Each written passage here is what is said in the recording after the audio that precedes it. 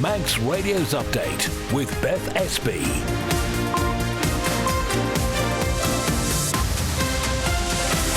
Well, Fastamai, good evening. Welcome to Update, your whistle-stop run-through of what's been happening on the Isle of Man today, news-wise. Coming up before 5:30, we're going to hear first about Manx Care's latest plans to save money. Also tonight, there are some changes to the Legislative Council lineup after today's election. We're going to bring you the details about what happened this morning and some initial reaction. Also, has government missed a golden opportunity when it comes to Kroger? The DOI Minister insists not. And the team behind the Manx Viking project is on the lookout for funding and volunteers as it works to create a new cultural hub. All that, and we'll keep an eye on the latest traffic and travel and the weather as well. And if you'd like to get in touch, text 166 177. We'll start with the news headlines roundup with Christian Fastamai. Manx Care is planning to reduce hospital bed capacity, change prescription eligibility criteria and increase private healthcare options as part of efforts to save money. The health body has set out a number of initiatives as part of its operating plan for the coming financial year. The Isle of Man government is seeking a regulatory body to oversee the drilling of an offshore gas exploration well. The move comes after energy firm Kroger's licence expired, with the company accusing government of lacking the necessary legislation, claims the government denies. Police are appealing for help finding 59-year-old Michael Rose after his car was found in the area of the Slough.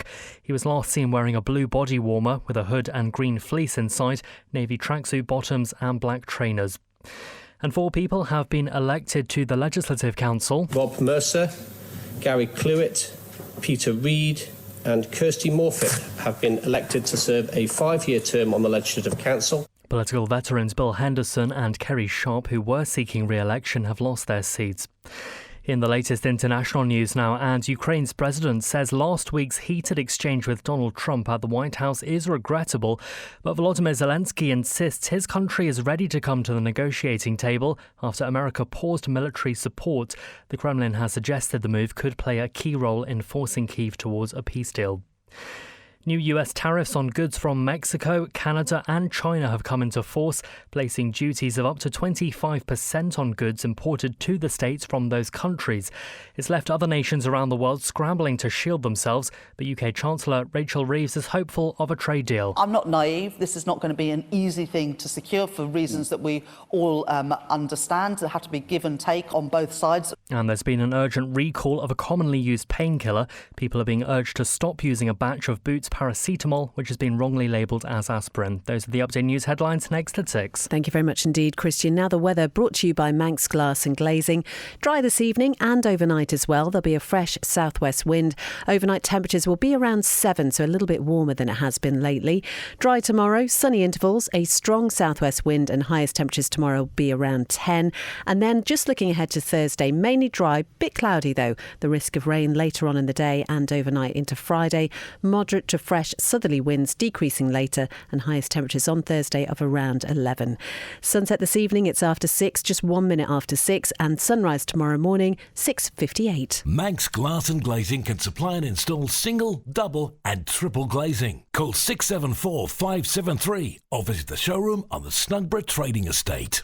If you run a small business or just need more room in the back, Philshaw Vehicles has the perfect van or light commercial for all your needs and can sort out any finance. Based in the Tremode Estate, view philshawvehicles.im or call 49 51 49. A great night's sleep got even better with Zed's Bedding Store. From quality Beldorm bed linen and mattress protectors, fleece and woven throws to luxury duvets from the fine bedding company. Zed's Bedding Ramsey, next to Isle of Man Bank. SMS Trading. New and second-hand furniture from flat pack to fully built. See our range at 3 St Paul Square, Ramsey. All island delivery and man in a van service available. Call SMS Trading on 315151 or find SMS Trading on Facebook.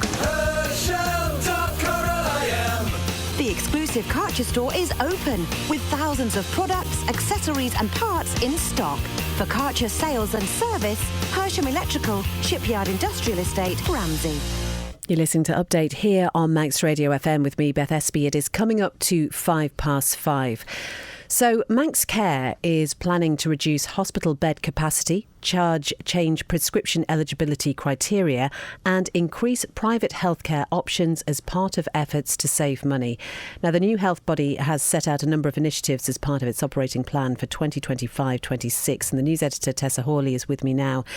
Tessa, just tell us what this plan actually sets out. So the operating plan effectively sets out how the mandate to Manx Care for that same time period will be delivered.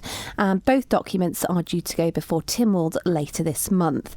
They set out the budget that the health body has for the next financial year, so that's £361.8 million, and what you can expect as a healthcare user to get for that. And I think it's fair to say, Tessa, that Manx Care is warning of difficult decisions ahead. That's right. So you'll know that healthcare funding and service provision has been a bit of a hot potato over the last few months.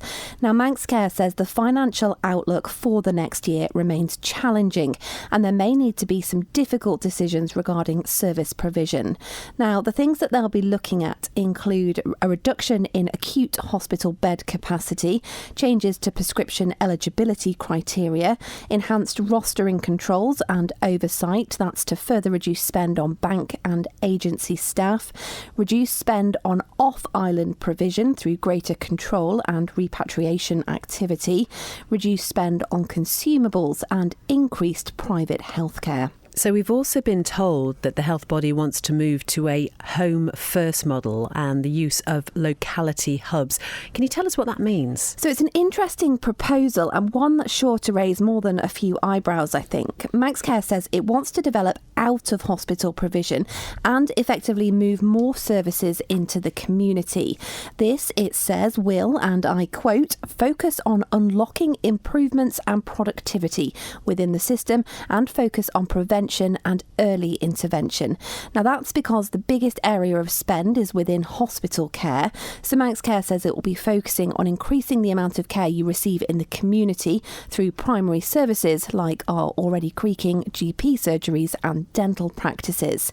And the way it's proposing to do all of that is through these 4 locality hubs, which will be clinically led and allow medical professionals to care for people in the community and not at Nobles Hospital. Interesting, and much more to this, Tessa. So where can we find out about more details about what's being planned? So if you head to manxradio.com, we've linked the 2 reports that we've mentioned there, the mandate and the operating plan. And we're also due to speak to the DHSC Minister and Manx Care next week. So we will, of course, bring you more on this story then. Thank you very much indeed, Tessa. Coming up to 8 minutes past 5. Well, the Legislative Council has had quite the shake-up after today's election. 3 of the 4 elected members are new, as Amy Griffiths has been finding out. 4 spots in Legco were up for grabs, which is the upper branch of Tynwald. Essentially, it's our version of the UK's House of Lords. One of the 4, Peter Greenhill, wasn't seeking re-election. However, Bill Henderson, Rob Mercer and Kerry Sharp all were. They had plenty of competition though, with no fewer than 12 others hoping to take one of their seats. It's the responsibility of the members of the House of Keys to vote for the candidates they think are best for the job. In a change to previous elections, this time members were given 4 yes votes each. Any candidates with a majority after the first round, or more than 13 votes, were automatically elected. If there were still positions available, the process would be repeated until they were all filled.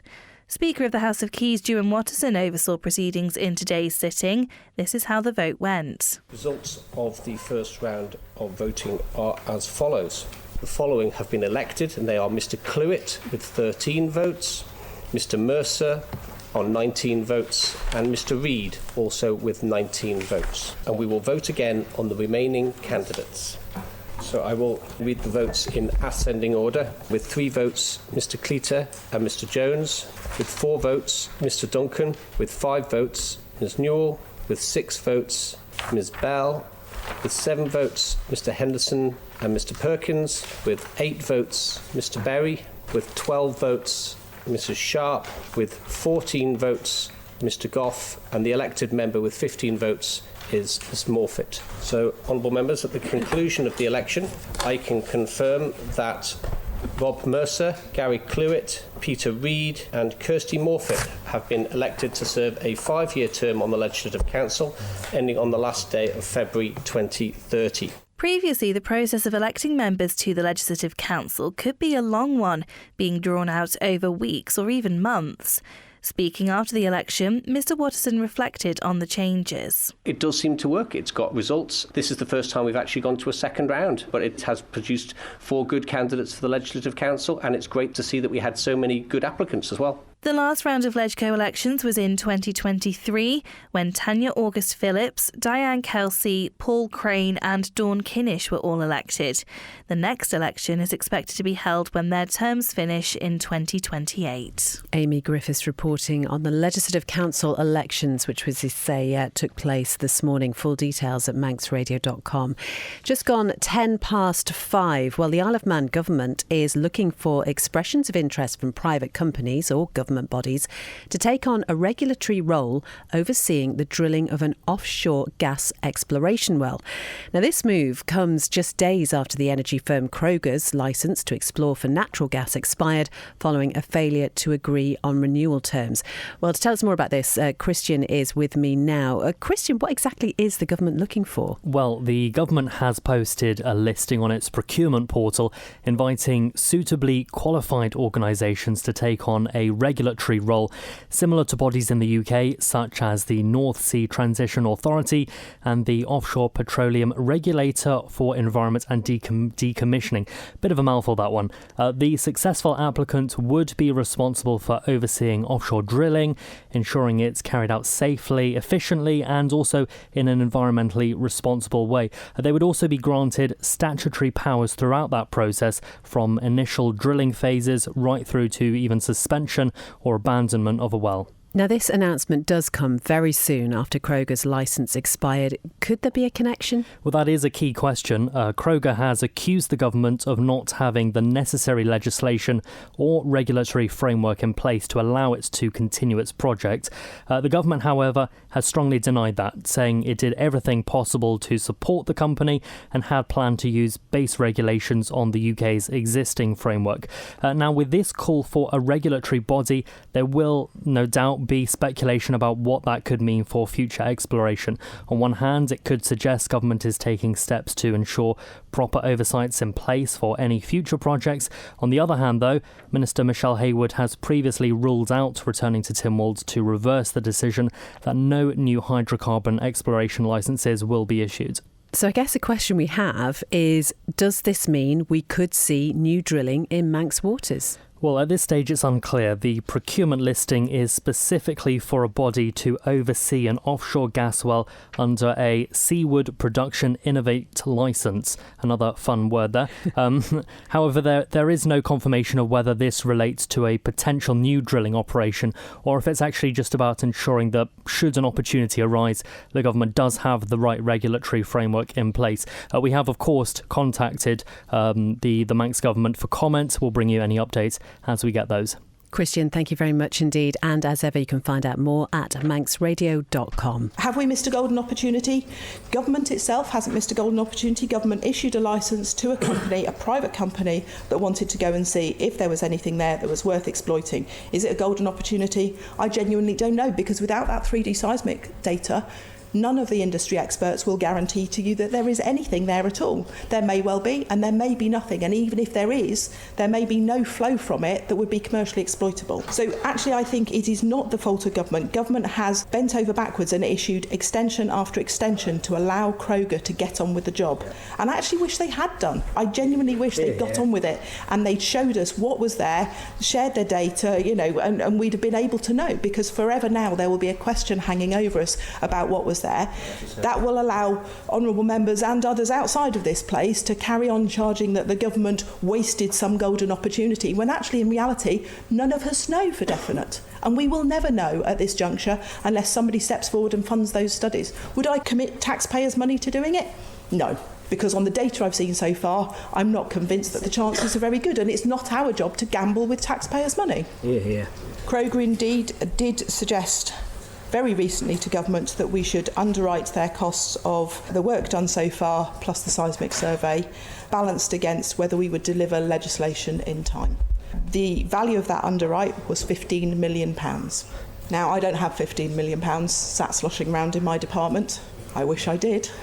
And as the honourable member will know, I don't think there's any ministers that would stand up and commit £15 million to a private company for doing something that is exploratory, it is a prospecting endeavour, and has no guarantee of any successful return. And so that was felt something that neither my department nor Treasury nor Comyn were supporting. That is the DOI Minister, Dr Michelle Haywood. And as you heard her say there, she is insisting government has not missed a golden opportunity after Kroger's licence to explore gas extraction in Manx waters expired. She was talking in response to an urgent question in the House of Keys this morning. It's just gone 5:15. Manx Radio Travel, driven by Quayside Tyres and Service Centre.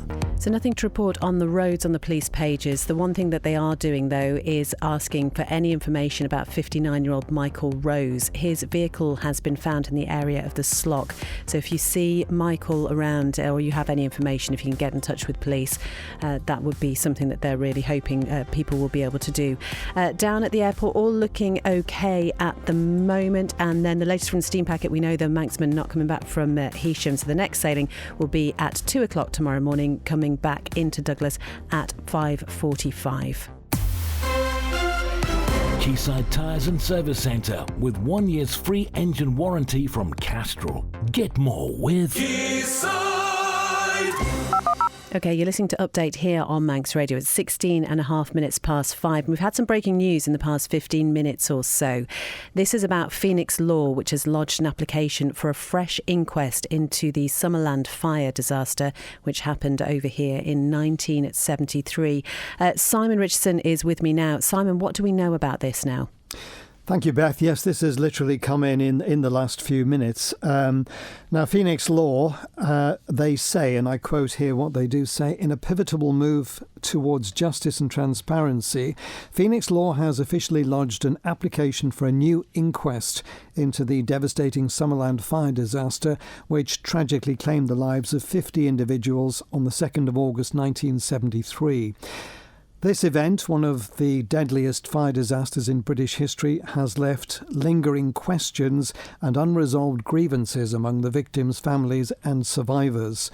They say that after decades of inquiry and calls for a thorough examination of the circumstances surrounding the fire, Dara Mackin of Phoenix Law, representing the affected families, seeks to reopen the case to ensure a comprehensive investigation and the application of modern legal and forensic standards to the events that fateful day. Now, Simon, as we say, we've only just received this news. So do we know anything about what the grounds of the application are?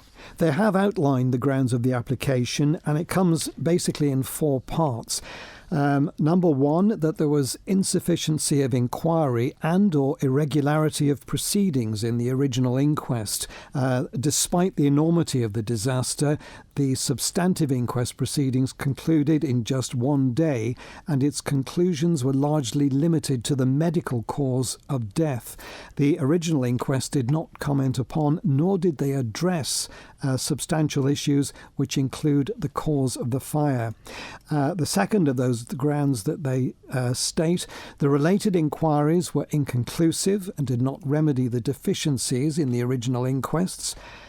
Part 3, there is substantial fresh evidence, they claim, which was not heard at the original inquest or commission, which called into question the central conclusions. This includes the original forensic analysis, which is unreliable, they say. The lead expert who led the forensic analysis in the Summerland fire disaster has since been discredited, they claim, in a number of high-profile miscarriages of justice, including the Birmingham 6, Judith Ward, and the Guildford 4. And as a result of the findings in each of these cases, the forensic analysis in the case cannot be relied upon and calls out for further investigation. They also point out the evolution of science. A number of experts have provided written support for a fresh investigation into the Summerland fire on the premise that there have been significant developments within forensic science on how fires are investigated. These modern techniques, they say, provide for an entirely different landscape in terms of forensic science and an increased chance of establishing the truth.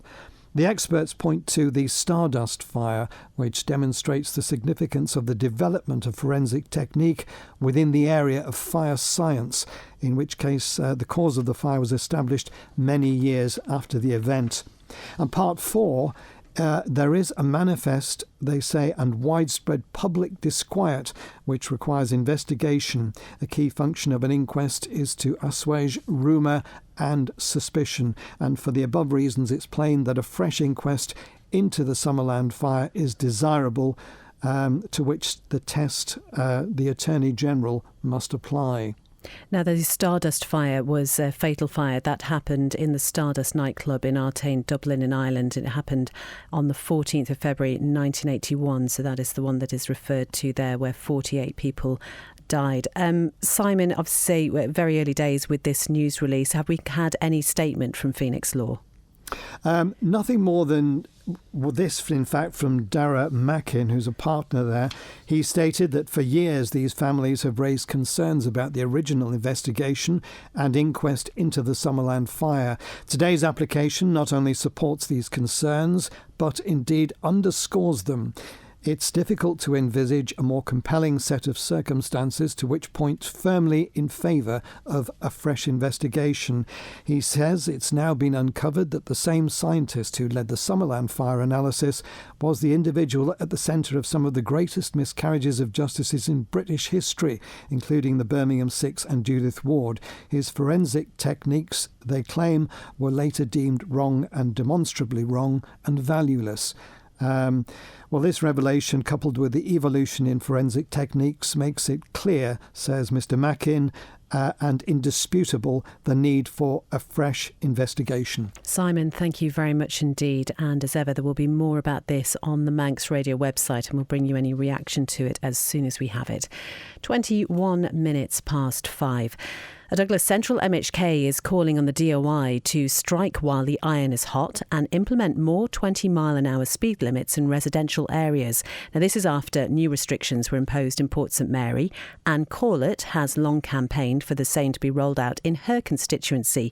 She says extensive consultation has already taken place, but she'd now like to see more progress in Douglas and around the island. Many residential roads and streets on the island are narrow and have parking on both sides that make them only passable by one vehicle, and that means pedestrians crossing roads have to cross between parked cars. We've got junctions with restricted views because of parked cars. I think blanket is the wrong term to use, because I think we all appreciate that there are some roads running through residential areas that would simply not be suitable for a 20-mile-an-hour limit. For me, I think zones is a better way to put it. You've seen, obviously, I think in Wales, where they recently introduced 20-mile-an-hour speed limits in certain areas and have now relaxed a lot of them and gone back to 30. Mm-hmm. Do you see it as something of a test bed, Port St Mary, or are you fairly concrete that this is the best idea to go forward? I think Port St Mary is the easiest place to do this. I think that's because it's small, it's easily zoned. I really do think Douglas would be the most impactful, and particularly the constituency of Douglas Central, because consultation and engagement has already taken place here. And I'd ask the DOI not to waste that effort. What we need to do is create a ring road from St Ninians, down Woodburn Road, along Circular Road, Peel Road, Quarterbridge Road,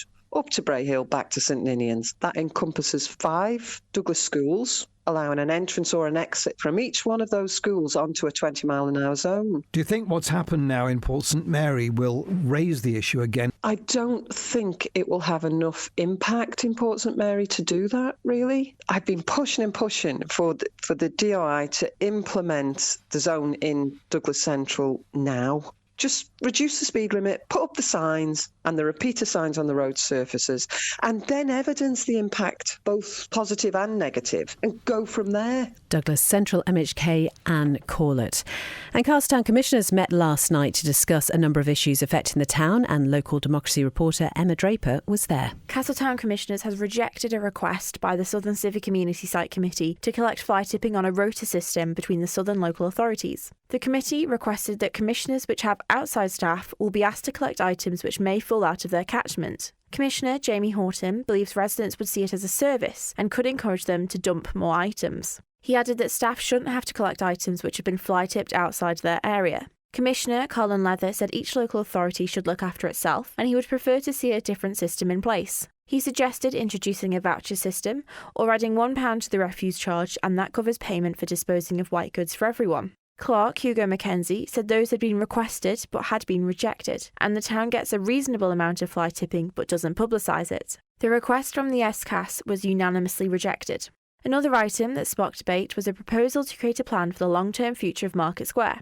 It was brought up by Chair Beth Cannon, who said it's a community space, and if the local authority wants to keep the square closed for winter, a plan would be needed. She also said it would help reduce antisocial behaviour because there would be something for the young people to do. Mr Mackenzie confirmed that he had previously asked about a plan and was quoted £8,000, and he said it would have to serve three purposes: community, events and a space for markets. Commissioner Jimmy Cubbin said the board would have to spend ratepayers' money on something which might not materialise. The board has approval for a closure between March and September and a seasonal closure in December. It was agreed to request a meeting with the Department for Enterprise and the architects for a plan to be produced. The commissioners declined to comment on Market Square further. Castletown commissioners will next meet on Monday the 7th of April. Emma Draper reporting. 5:25, time now for sport with Darren Timpson. Good evening. Good evening. Starting with rugby. Former Isle of Man player Patrice Bell made a second appearance for Sale Sharks on Saturday in the Premiership Rugby Cup. Unfortunately for the former Southern Nomads player, though, the Salford-based side were knocked out of the Cup at the weekend with a heavy 50-14 loss to Exeter Chiefs in the quarter-final. Bell made his first appearance for the Salford side in the round 6 victory over Newcastle Falcons 2 weeks ago. Former Ireland player Bevan Rodd was not included in the squad at the weekend despite scoring a try off the bench against the Falcons. In hockey, the Isle of Man's under-14 girls side have made it to the semi-finals of the England Hockey Tier 2 plate competition. The youngsters beat Thirsk 3-1 on the 2nd of March with goals from Ria Mayer and Faith Tier. They had to overcome a delay from the Manxman which saw them get to sleep at 2 a.m. before being on the road to Bolton at 9 a.m. However, the travel disruptions clearly didn't affect the girls as they put on a dominant display and found themselves 3-0 up just after half-time. Thirsk managed to pull one back, but it wasn't enough, and the Manx girls will play in the semi-final in a few weeks' time. And in Jiu-Jitsu, Isle of Man Club's Summit Grappling Academy have been successful in IBJJF London International Open over the weekend. The club brought home an impressive 10 medals, which included 3 golds, 3 silvers, 4 bronzes and a third-place trophy in the teen division. Current IBJJF European champion Hanako Henson backed up her ranking with a gold medal after her first round defeat. Mark Purcell also won the top honour again in just his second tournament after winning gold in Portugal back in October. And finally, junior competitor Alan Greenall completed a set of golds for the Manx team. This was Summit's third competition of the year and will be back in action in Manchester later this month. Thank you very much indeed, Darren. And that is all from Update this evening. Thank you very much indeed for your company. And thanks also for the people who've sent in text messages. Sorry we didn't get time to come to those. If we've got time, we'll read some of those out tomorrow. Coming up next on Manx Radio, it's Countryside with Simon and Kiri. Spring is definitely in the air. I think they're going to be talking about the Young Farmers Concert, which is coming up very shortly as well. After that, Chris Kinley has Greatest Hits at 6. There's some great music and competitions in there for you. John Barker is here with a folk show from 9, and Dave Moore is with you from 10 with After Hours. Do go to the Manx Radio website and check out all the latest details on tonight's top stories, including that latest news from Summerland and the request for a fresh inquest. We'll bring you all the reaction to that as we have it. Also check out our good news section as well if you need a little bit of a lift. Have a great evening. We'll talk to you again tomorrow.